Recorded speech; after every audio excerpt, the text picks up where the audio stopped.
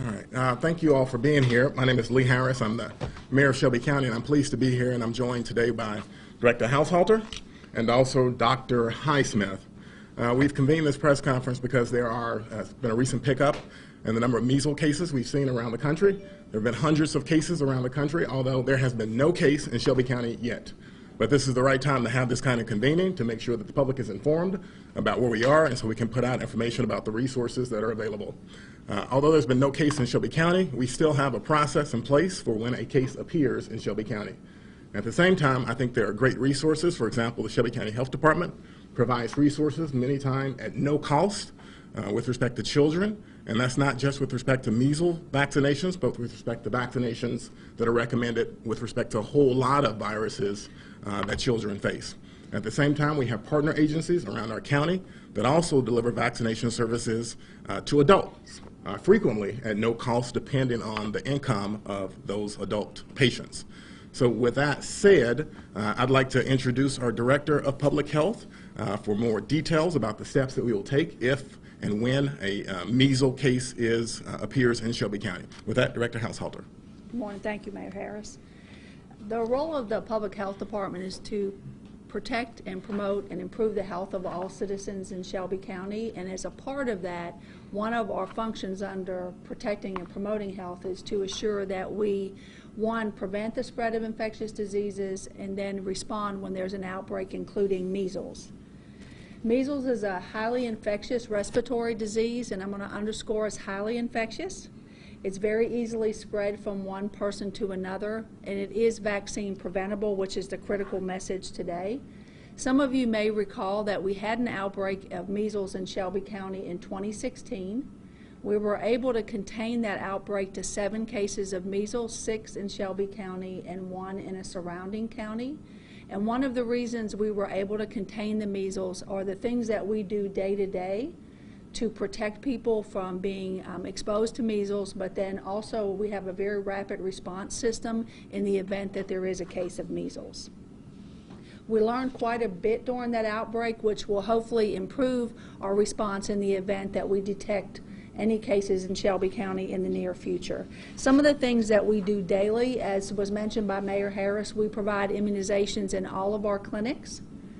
We also work with other clinical entities such as Church Health as well as Christ Community and others to assure that children have access to federally funded vaccines, so it's not just limited to our clinic.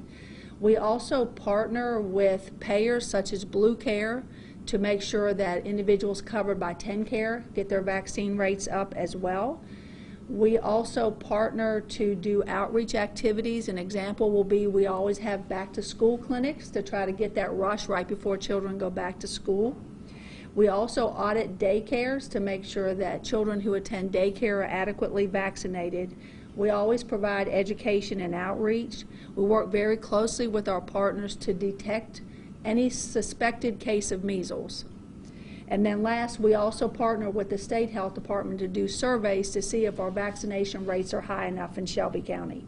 But in addition to our daily activities, in the event that we receive a report of a suspected case of measles, we actually deploy very quickly a disease investigation and intervention team. And we rely very heavily on our partners such as Le Bonheur, as well as Baptist Regional 1 and a variety of community-based clinics to tell us if they have an individual that presents to their system that they believe may have measles. Those calls come 24 hours a day.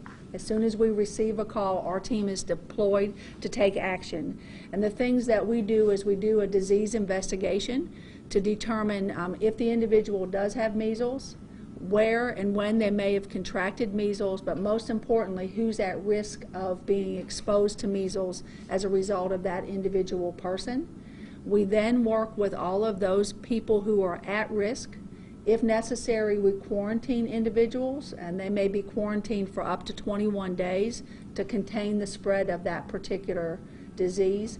And then one of the other things that we do, we'll do significant outreach if there's an outbreak to continue to try to get our measles vaccination rates up. And we always work closely with the media. We will generally, within 24 hours, if we know there's a case of measles, contact the media to begin to get the message out to the public to be able to take action.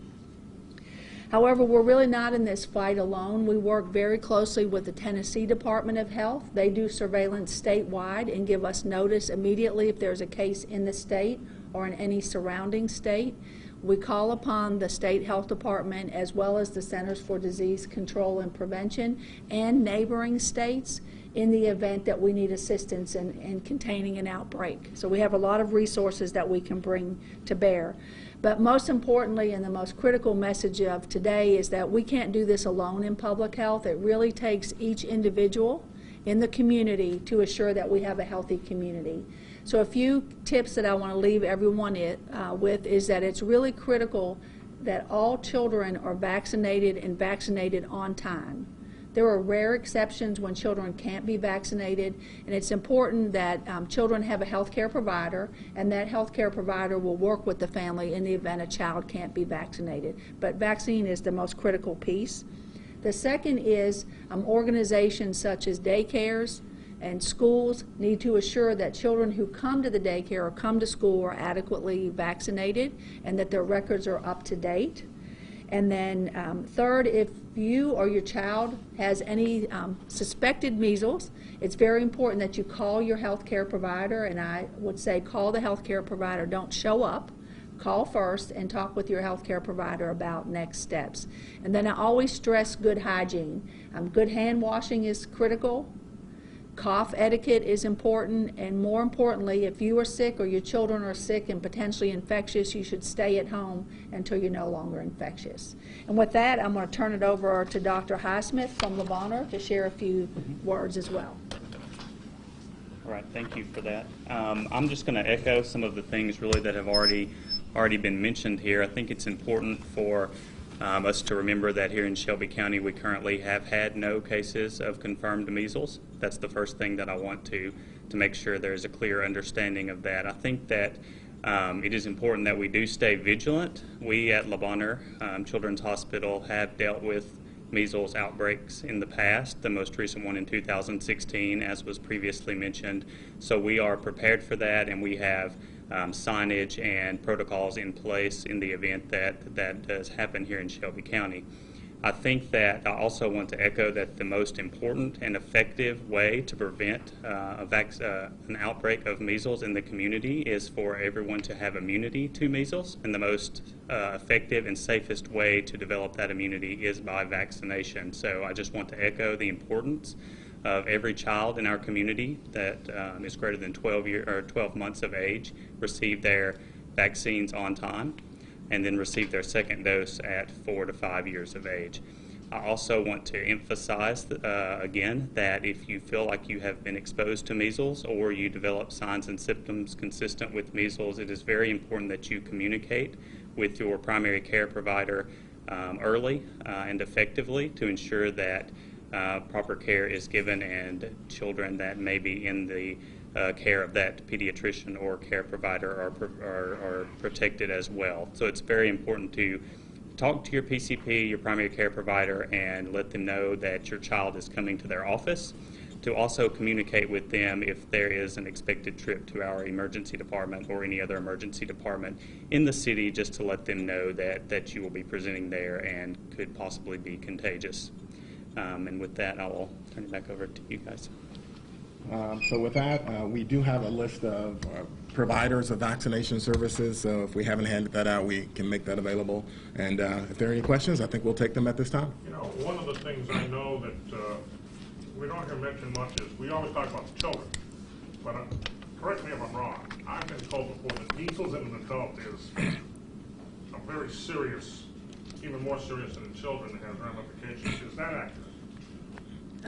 Measles can occur in adults, particularly if they're not vaccinated, and adults can become sick, but I want to reinforce that children can have serious complications as well. So we don't want anybody to have measles, whether they're an adult or a child. What do you recommend to adults who have had vaccinations, perhaps, who are wondering whether they're still active or they need to get a boost?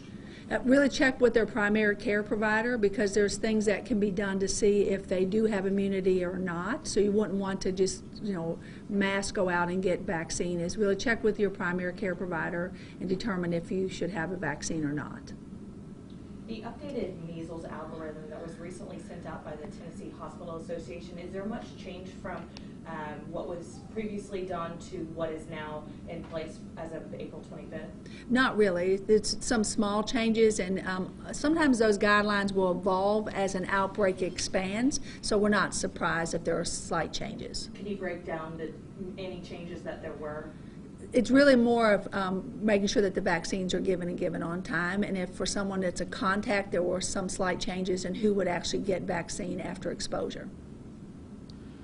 Can you talk a little bit about the kinds of symptoms that people should look out for? Sure, it's a great question.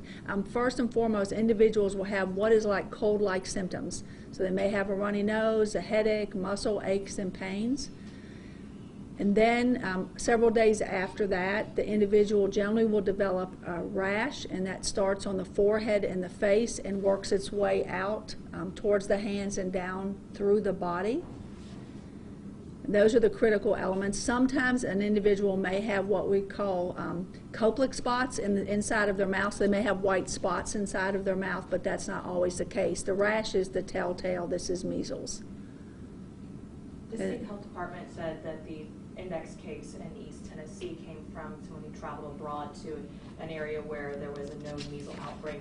Memphis is known for attracting international travelers because of our attractions here. Is there any concern that we should be aware as we head into this summer tourism season in our area? I don't think I would be concerned about individuals who are coming here. As you noted earlier, someone traveled to another country where they probably had multiple exposures. So it's really critical if an individual is going to travel abroad that they work with their primary care provider or any clinic that does vaccines for international travel to get the appropriate vaccines before they leave. An example is most children get their MMR or measles, mumps and rubella vaccine at 12 months. If the family is going to travel abroad, they will get it earlier than 12 months. So that connection with the primary care provider is critical, but I'm not concerned about individuals who may travel here. Some municipalities have had the outbreak to the point where they've actually had to shut down movie theaters. There was a cruise ship that's sitting off of St. Lucia, owned by the Church of Scientology, that's not being allowed to port because measles, there's been an outbreak on that. We're not at the point yet, are we, where we're looking at public places and saying we're going to have to shut these places down or anything like that? No, because we have no risk here because there's not a measles case here. But I will say if we receive a measles case and there is a need to quarantine any facility or place or close a place down, we will do that and do it very quickly and, again, communicate to the media what we're doing and why we're doing that. One of the things we did in the 2016 outbreak in the state of Tennessee, there are 2 reasons that a family can choose not to have a child vaccinated. One is for medical reasons and the other is for philosophical reasons. During the 2016 outbreak, we worked with the Shelby County schools and enacted a public health policy which says no child can attend school if they're not vaccinated. So we will take that level of action if necessary. Mayor, I guess, with everything that's going on, I mean, your role is somewhat just like everybody else's right now. It's like, we're ready to go in case there's a problem, but we're just watching to see if anything happens here right now. Is that accurate? Yeah, I think we're watchful right now. We know there are hundreds of cases in other places, and I think there are a handful of cases in Tennessee, but I think we're watchful right now and want to make sure we're prepared and make sure we get the word out as to what services are offered by Shelby County and other providers. You feel confident about that right now? I think we're prepared. I think that's right. So with that, if there are no other questions, Dr. Highsmith, any final words, or Director Haushalter? No. Okay, very good. Thank you all for being here. Thank you.